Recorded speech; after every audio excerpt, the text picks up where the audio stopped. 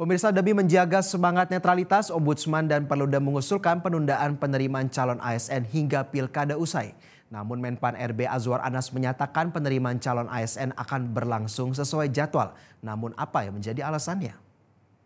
Ini nanti kita akan mendengar terlebih dahulu. Ketua Ombudsman Indonesia Muhammad Najih dalam rapat koordinasi bidang kepegawaian mengusulkan kepada pemerintah agar menunda pelaksanaan seleksi calon ASN 2024.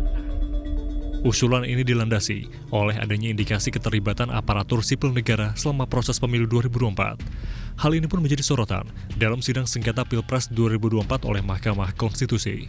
Untuk seleksi CASN tahun ini ditunda sampai selesainya pilkada, biar tidak dijadikan komoditas politik.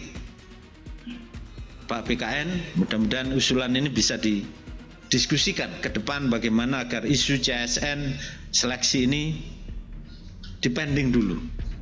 Pembina Perludem sekaligus dosen pemilu Universitas Indonesia Titi Anggraini menyebut belajar dari pemilu sebelumnya, birokrasi Indonesia rentan dipolitisasi. Untuk itu, usulan penundaan rekrutmen calon ASN tidak akan signifikan berimplikasi terhadap jalannya pelayanan publik. Pasti usulan ini tidak datang dengan kepentingan politik praktis, tetapi kepentingan untuk pelayanan publik prima dan reformasi birokrasi.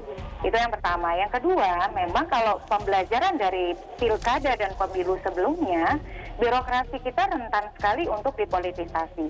Jadi ada dua politisasi itu. Yang pertama, dia dipolitisasi oleh pejabat politik lainnya, atau yang kedua dia berpolitik praktis begitu. Nah, terkait dengan rekrutmen calon aparatur sipil negara ini, saya kira kan usulan tersebut juga durasi waktunya tidak terlalu jauh ya. Kalau kita tahu bahwa pilkada itu akan berlangsung November 2024 dan kalaupun ditunda, saya kira implikasinya tidak akan terlalu jauh. Tetapi dia akan berkontribusi positif terhadap semua calon, apalagi kalau ada termasuk ada penjabat kepala daerah di sana, untuk terhindar dari tuduhan-tuduhan terlibat di dalam politisasi birokrasi.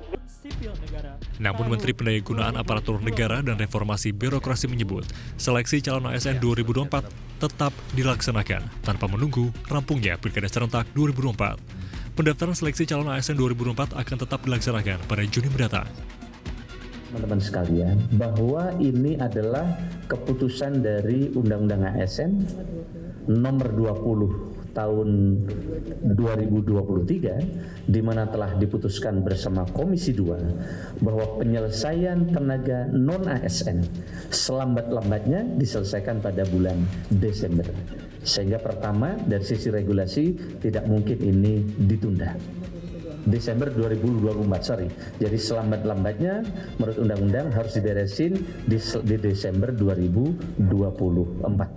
Yang ingin kami sampaikan bahwa tidak mungkin ada data baru yang dimasukkan oleh daerah karena telah dikunci di dalam pengumuman oleh Bapak Presiden di Istana Negara yang kami dampingi tadi, bahwa mereka yang bisa diselesaikan di tahun ini adalah yang telah terdaftar atau masuk di dalam database di BKN. Sehingga dengan demikian kekhawatiran adanya data baru yang tumpang tindih dimasukkan karena proses politik di daerah, hemat kami ini menjadi catatan, tapi menurut kami tidak, karena mereka harus tercantum data di tangan.